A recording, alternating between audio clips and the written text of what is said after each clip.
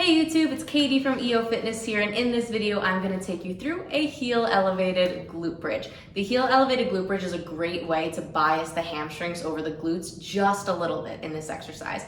We are obviously still working the glutes a great amount here, but we can put a little additional emphasis on the hamstrings by elevating the heels and by using one special cue that I'm going to show you in this video.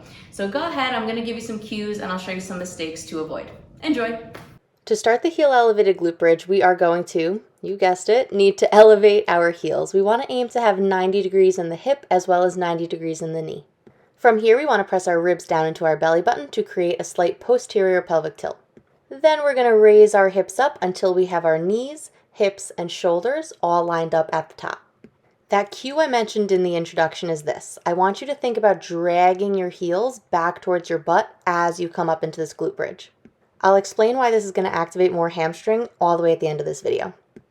In order to do this, we need to have our heels on the bench with our toes facing the ceiling.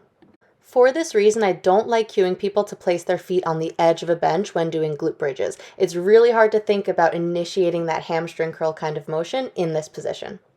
So instead, we place the heels on top of the bench and drag them back to the butt as we get up into that full hip extension. Another common mistake to look out for is pushing back into the shoulders and arching that low back. To get proper glute engagement out of a glute bridge, we actually want to be in a slight posterior pelvic tilt.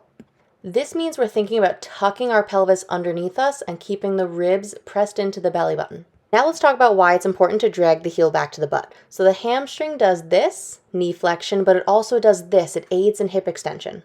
By default of this motion, we're already engaging in hip extension.